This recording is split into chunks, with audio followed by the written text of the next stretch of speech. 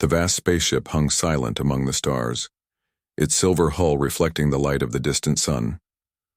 Commander Kira of the Alaxian fleet stood on the observation deck, her blue skin shimmering under the soft lights. Her four eyes scanned the beautiful blue planet below a world the natives called Earth. Kira was not here for sightseeing. She had a mission. Her people had been watching Earth for decades, studying the curious beings called humans.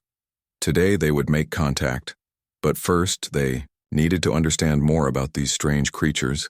Senior scientist Mira approached her datapad in hand. Her tentacles curled anxiously as she spoke.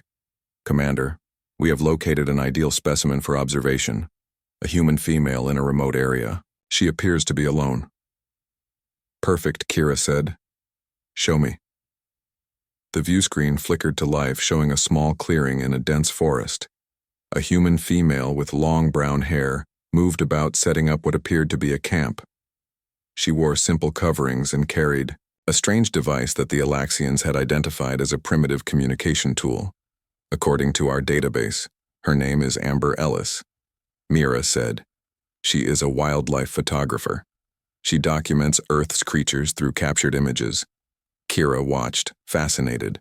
As the human worked, her movements were quick and efficient despite having only 2 arms. Humans were so different from Alaxians with their pale skin, only 2 eyes, and complete lack of tentacles. Yet something about them was fascinating. "What is her purpose here?" Kira asked.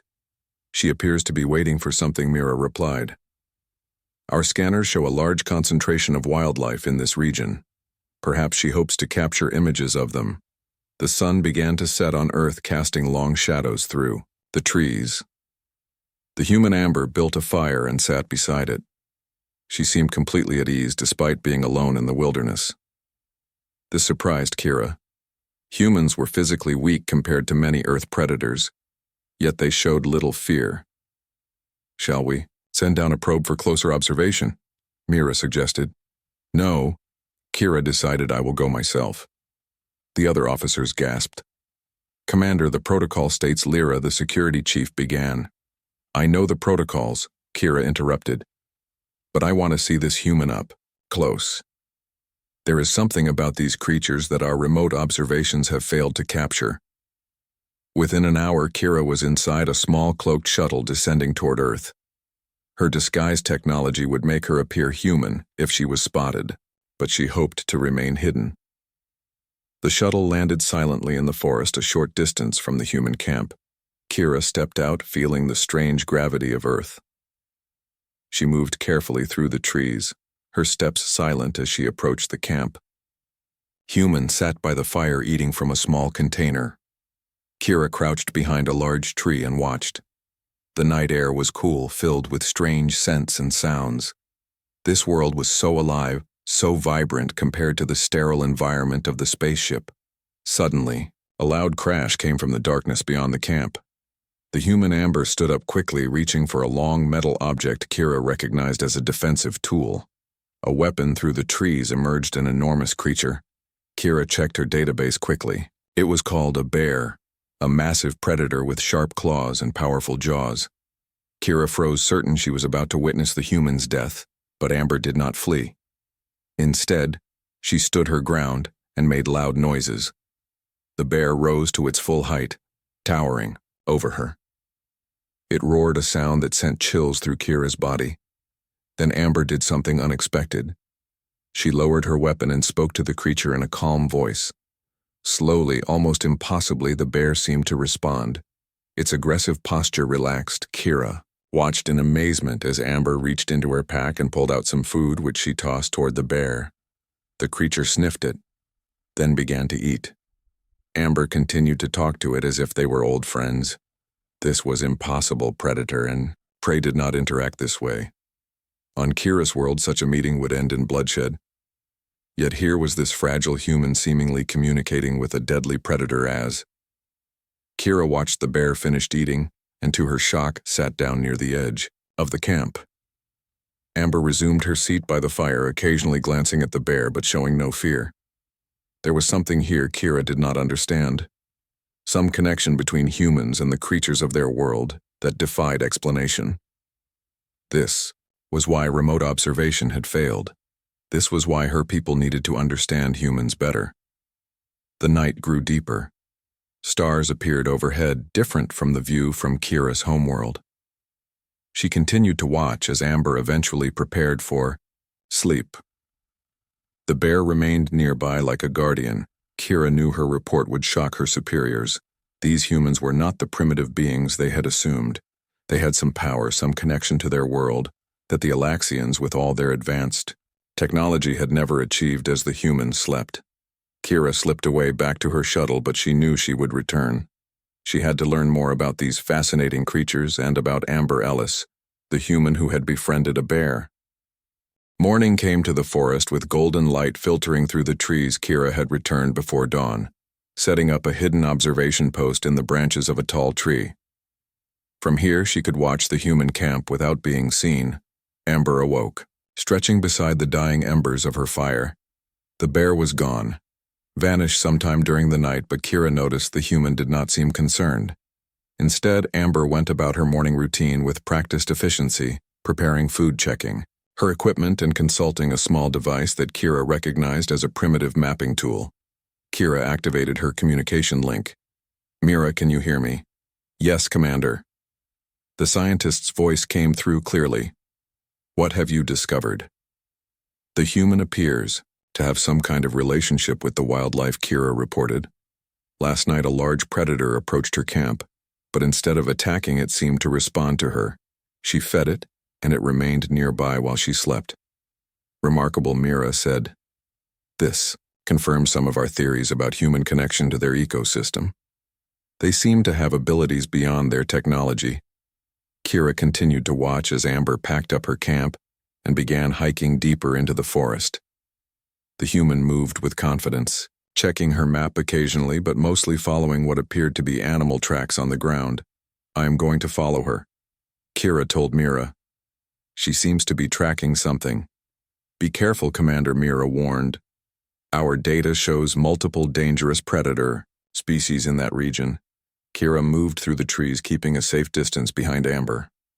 The forest was dense, filled with strange plants and small creatures that scattered at her approach. She wondered how humans had managed to survive and thrive on such a wild planet. After several hours of hiking, Amber stopped near a small stream. She knelt, examining tracks in the mud, then looked up, scanning the area. Kira froze, worried she had been spotted. But the human's attention was focused elsewhere. Through the trees came another human, this one also female with short blonde hair. They greeted each other with the strange human gesture of wrapping their limbs around one another. Kira consulted her translator to understand their speech. "Did you see it?" "Last night," the newcomer asked Amber. "The signals were stronger than ever." "I did," Amber replied. "I had a visitor too.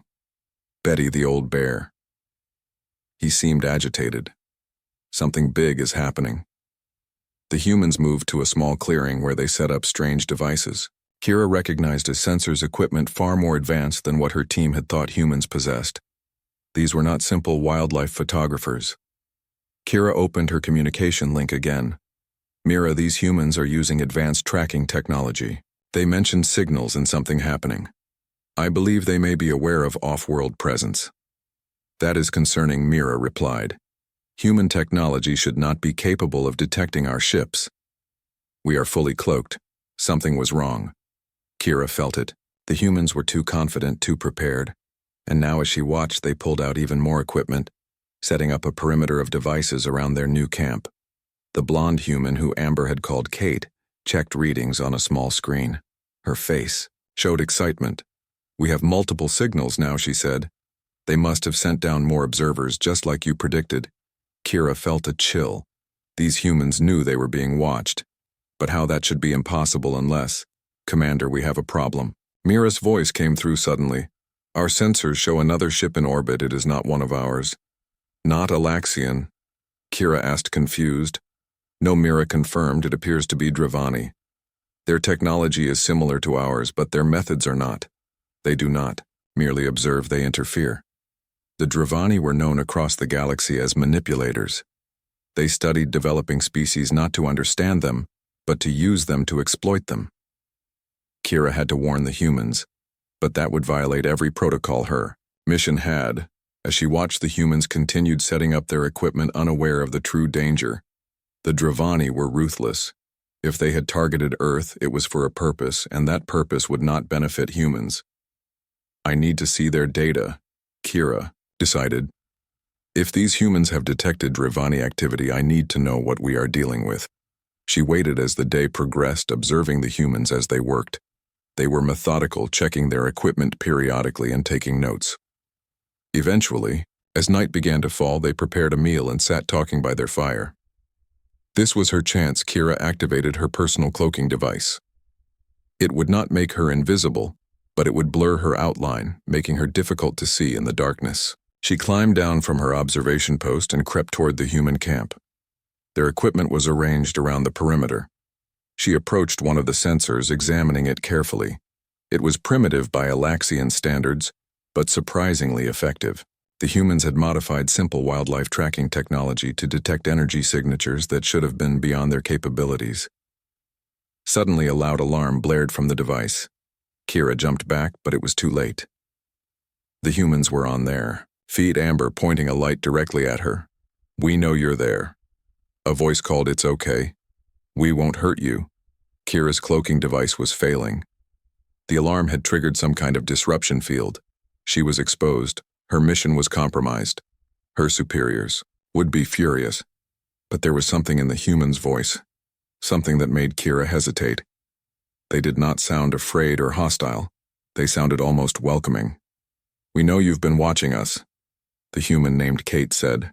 "We just want to talk." Kira made a decision that would change everything. She deactivated her cloaking device and stood revealed in her true form, blue skin. 4 eyes and tentacles waving nervously. The humans gasped, but did not run. Instead, Amber stepped forward, her eyes wide, with wonder, and said the last thing Kira expected. "Welcome to Earth, we have been waiting for you."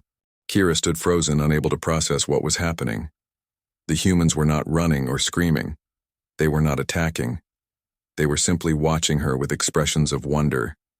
"You speak my language," Kira finally said, her translator working to convert her words. "Not exactly," Kate replied. "We have a universal translator. It took us years to develop based on signals we detected from your kind." Amber stepped closer, examining Kira with open curiosity. "We knew you were watching us," she said. "You and others. We have been preparing for this moment for decades. This was impossible." Humans were supposed to be a developing species unaware of galactic civilization. But these two seemed not only aware but prepared. "Why are you here?" Amber asked her, voice friendly but direct. "Are you just observing, or is there another purpose?" Kira hesitated. Her mission protocols were clear. No direct contact, no interference. But the situation had changed drastically. These humans already knew about off-world species, and the Dravani presence changed everything. "We are scientists," she admitted. "We study developing worlds. We have been monitoring Earth for many of your years." Kate nodded as if this confirmed her suspicions. "And the others?" she asked. "The ones with the red ships. Are they scientists too?" "Red ships, that would be the Dravani. Their vessels had a distinctive crimson hull." Kira felt a surge of alarm. "No," she said. "They are not like us. They do not study to understand. They study to exploit." The humans exchanged glances. "This confirms what we suspected," Amber said.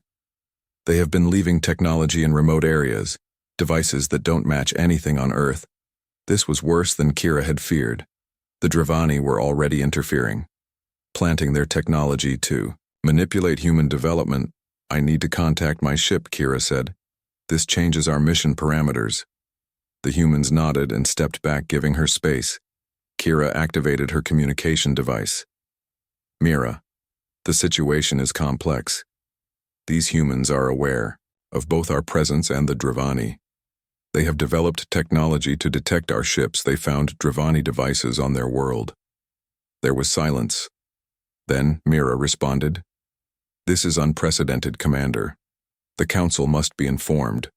The Dravani presence violates the Galactic Accord. Kira ended the transmission and turned back to the humans. They were waiting patiently. Their behavior continued to surprise her. Most species would react with fear or aggression when confronted with alien life. But these humans showed curiosity, respect, and a remarkable calmness. "We need your help," Amber said. "We have been collecting the devices left by the ones you call Dravani, but we don't understand their purpose. Some seem to be monitoring our wildlife, particularly our apex predators." This made sense to Kira. The Dravani often targeted a planet's dominant species, studying them for weaknesses. "Can you show me these devices?" she asked. Kate nodded and led the way to their equipment tent. Inside were several small metallic objects, each pulsed with a faint red light. Kira examined them carefully. "These are biological samplers," she explained. "They collect genetic material and transmit data. They are studying your planets. Predators likely looking for ways to control them, but..." "Why?" Amber asked. "The Dravani have a pattern," Kira explained. "They identify planets with valuable resources. Then they find ways to neutralize the dominant species. When they return, they can harvest what they want without resistance." The humans absorbed this information with remarkable composure. Their faces showed concern but not panic. "That's why the animals have been acting strangely," Kate said. "The bears, wolves, even the marine predators. They sense something wrong." Kira nodded. "The devices emit frequencies that agitate predator species. It's how the Dravani test their responses, looking for weaknesses." Amber sat down, her expression troubled. "We need to remove all these devices," she said. "How many do you think there are?" "Hundreds, possibly thousands," Kira said. "Spread across your world." "The Dravani are thorough." The three of them spent hours discussing the situation. Kira explaining what she knew of Dravani methods, the humans sharing their observations of wildlife behavior. The more they talked, the more Kira realized these humans were exceptional. They had detected alien presence with minimal technology. They had tracked and collected advanced devices. They had even developed a basic universal translator.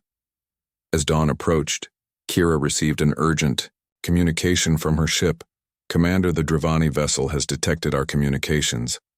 They are leaving orbit at high speed. They know we've discovered them." Kira told the humans. "They will report back to their homeworld." "Is that bad?" Kate asked. "Very bad," Kira confirmed. "They will return with more ships. They now know that Earth is aware of off-world civilizations. The Dravani will see this as a threat to their plans." Amber stood, her expression determined. "We need to warn everyone," she said. "Government, agencies, researchers, wildlife specialists. Everyone who can help find and remove these devices." Kira hesitated. "This would mean full disclosure of alien existence to the human population. It would change Earth forever. My people have protocols against interference," she said. "We are not supposed to reveal ourselves or influence development." Kate smiled, a knowing expression. "You already have," she pointed out. "The moment the Dravani left their first device, your protocols became meaningless. This is no longer about observation.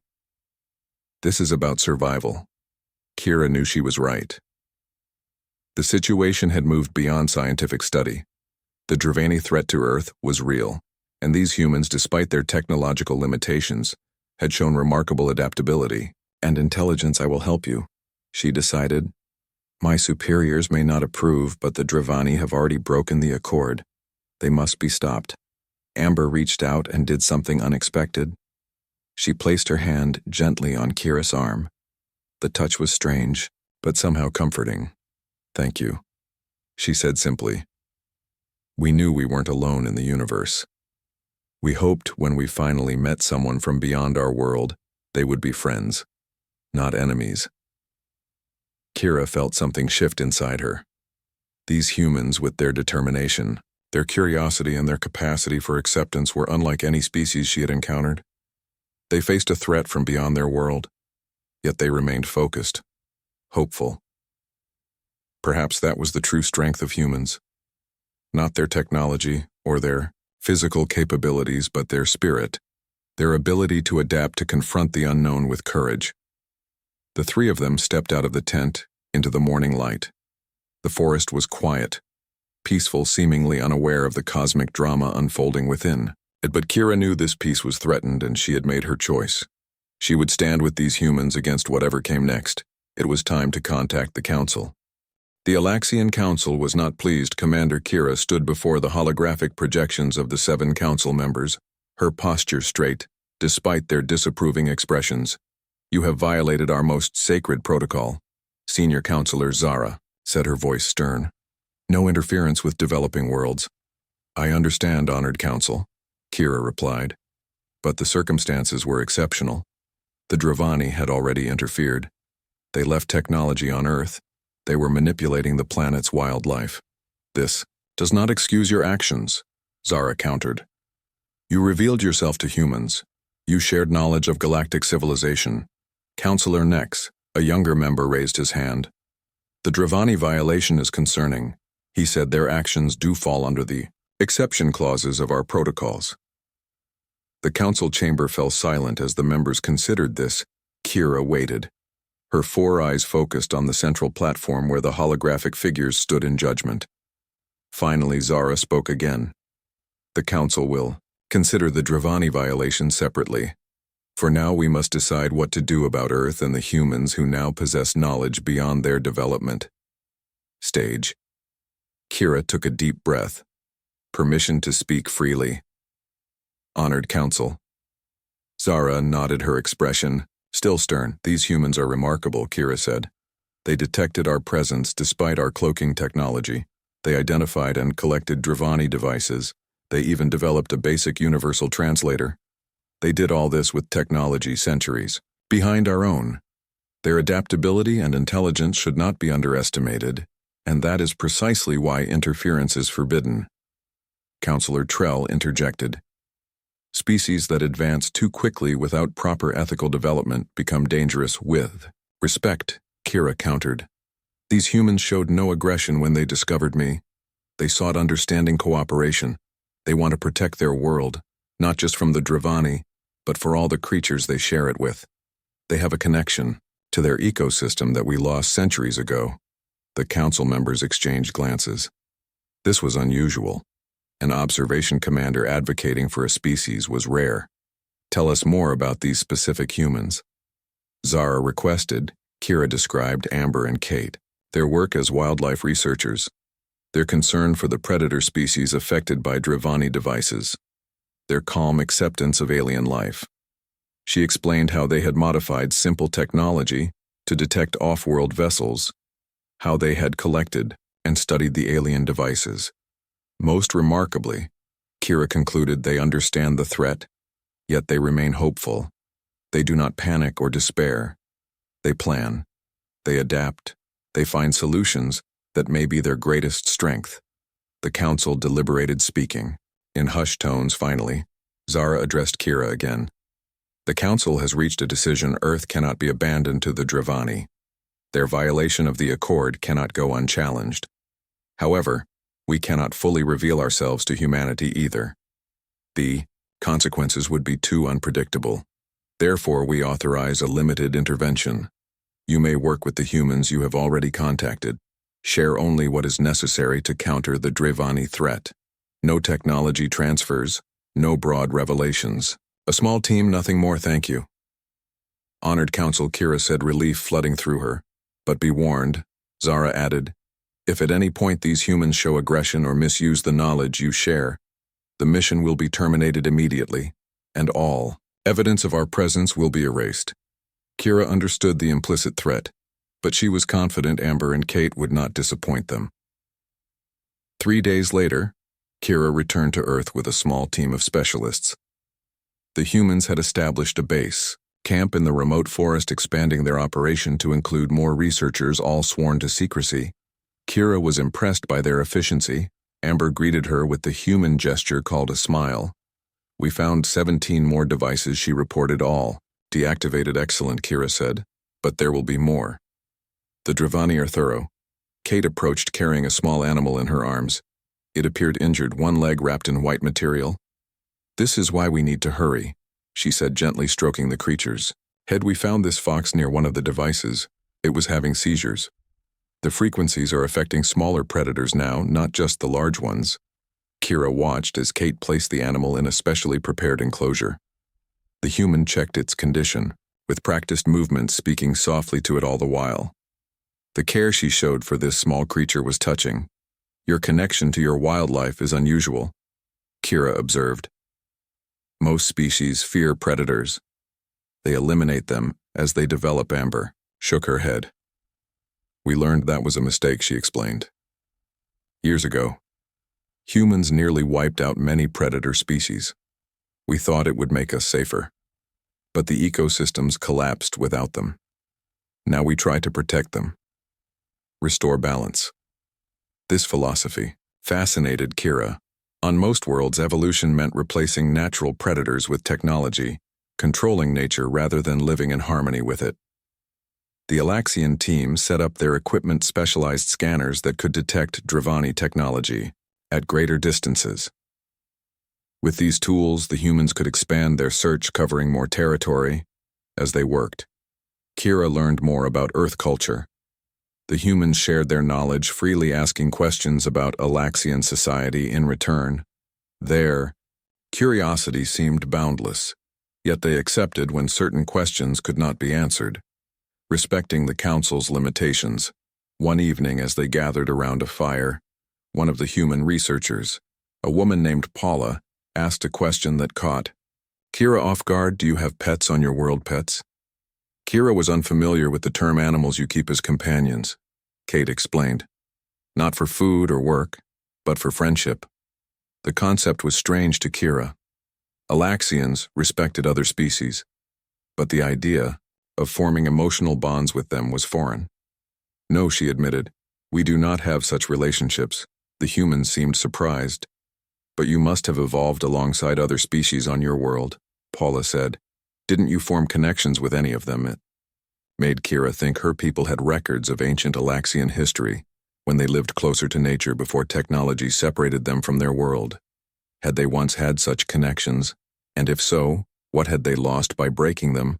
As if sensing her thoughts, Amber spoke softly. The night Betty the bear came to my camp. It wasn't by chance she was injured. I had treated her years ago. She remembered me. She came back because she trusted me. Kira was astonished. A wild predator seeking out a human for help. This defied evolutionary logic. Many Earth predators are intelligent, Kate added. They remember kindness. They form bonds. They can distinguish between humans who help and humans who harm. This complex relationship between humans and Earth wildlife was unlike anything in Kira's experience. It suggested an evolutionary path her own people had not taken, a path where intelligence led not to domination of nature but to partnership with it. As the days passed, the team located and deactivated hundreds of Dravani devices. Each one they found strengthened Kira's belief that humans were worth protecting. Their determination never wavered. Their spirits remained high despite the enormous task. Their ingenuity constantly surprised her. They were unlike any species Kira had studied. They were physically weaker than many galactic races. Their technology was primitive by comparison.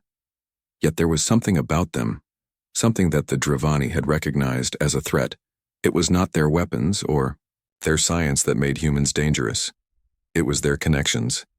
Their ability to form bonds not just with each other but with their world, to see value in all life, to protect rather than simply survive. And Kira knew with growing certainty that, when the Dravani returned, they would find not an easy target but a world united. By then Earth would be ready, and it would not stand alone.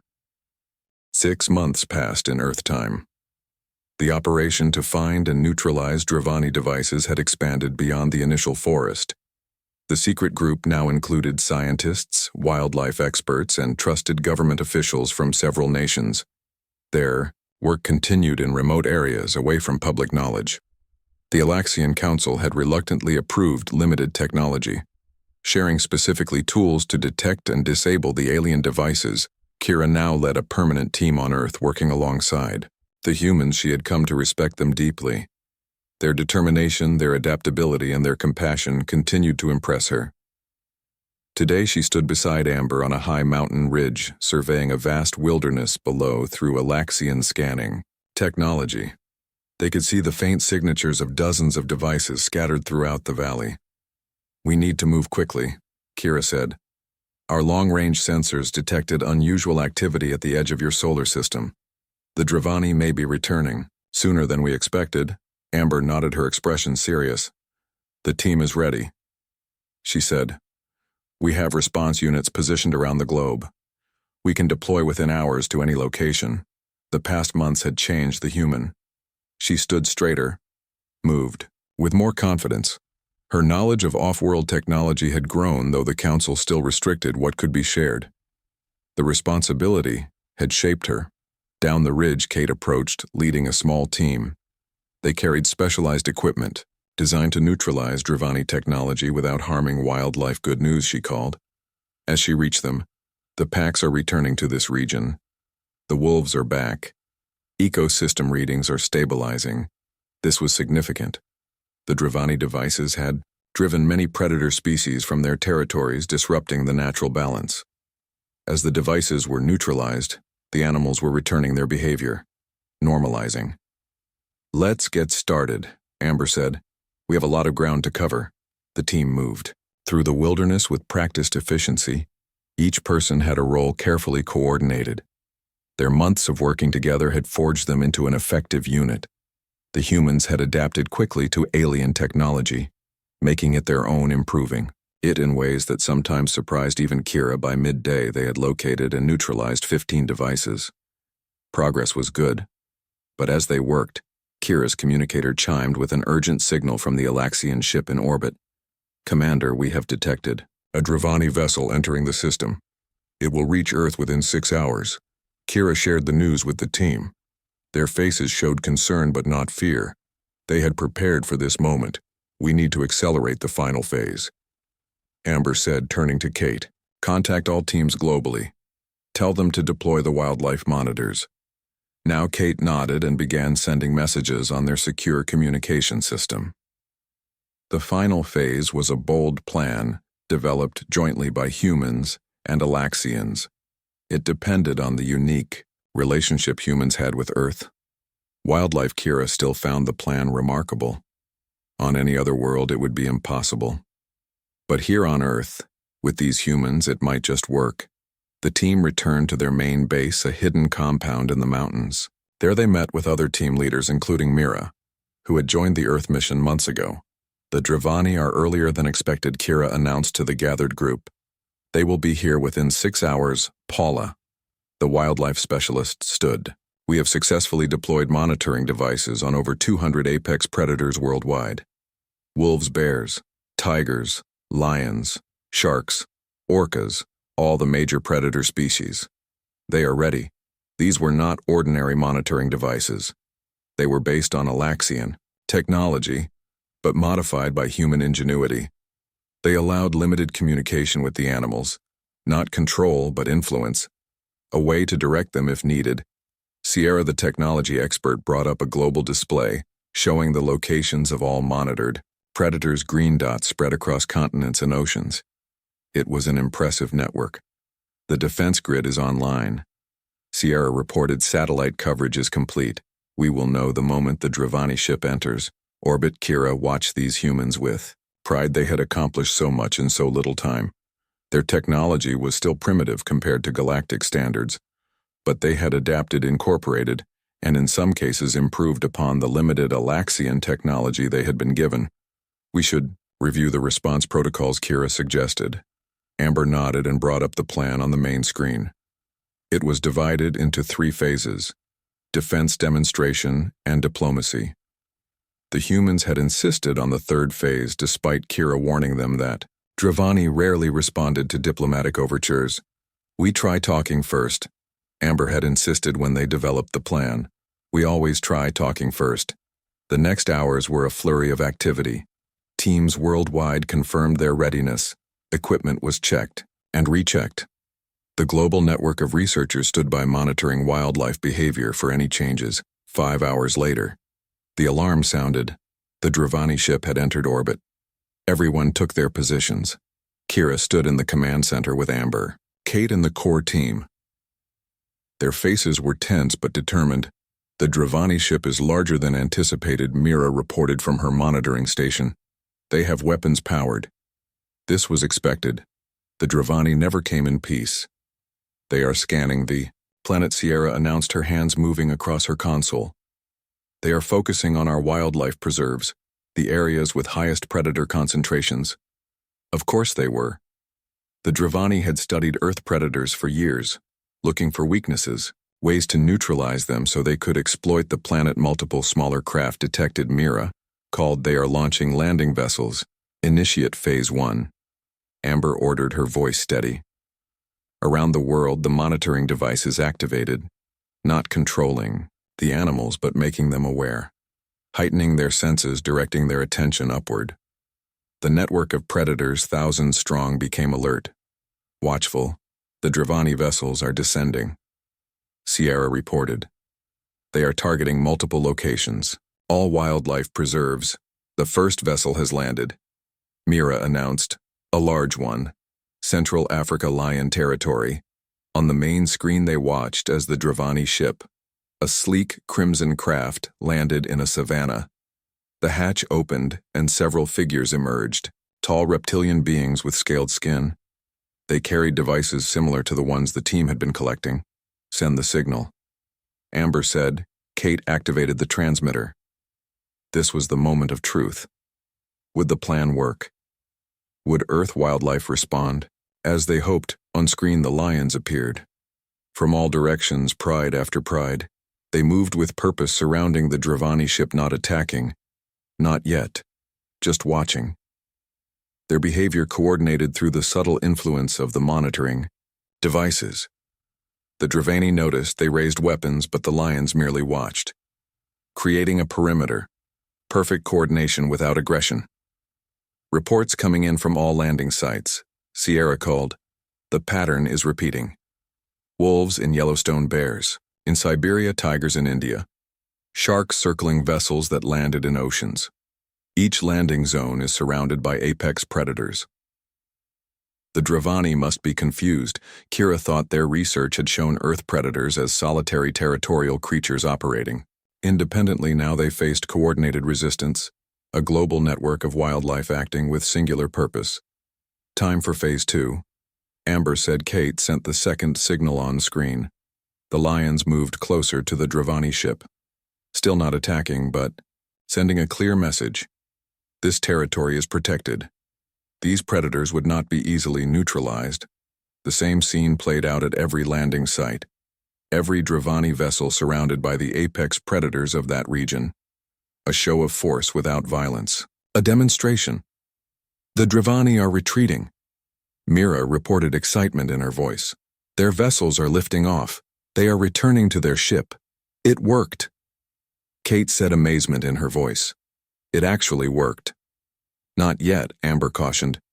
We need to make sure they understand this isn't just a warning. This is communication. She turned to Kira. Can you open a channel to their ship? Kira hesitated. This went beyond what the council had authorized. But she had come to trust these humans. Their approach had worked where traditional methods might have failed. Mira, can you establish contact? She asked. The Alaxian scientist worked her console. After a moment she nodded. Channel open. Amber stepped forward. This is Earth, she said, her voice calm and clear. Know why you came. We know what you want. We are not defenseless. We are not unprepared. This planet is protected, not just by us, but by all who live here. We prefer peace, but we are capable of more. If you return with hostile intent, you will face not just our technology but our world itself. All of it united. There was silence. Then a harsh reptilian voice responded. You are primitive. Your defenses are temporary. Perhaps, Amber replied, but we learn quickly, and we are not alone. She nodded to Kira. Kira spoke. The Alaxian Council has declared Earth under protection. Violation of this status will be considered an act of war against the Accord. Another silence, longer this time. The Dravani ship is powering down weapons. Mira announced, "They are leaving orbit." The room erupted in cheers. The humans embraced one another, some with tears in their eyes. It had worked. Their plan, their unique approach had succeeded where military force might have failed. Kira watched them with newfound respect. These humans had faced an advanced enemy with limited technology and prevailed. Not through superior firepower, but through connection, through their unique bond with their world. Later, as the celebration continued, Kira stood with Amber and Kate on the observation deck looking up at the stars. "Do you think they'll come back?" Kate asked.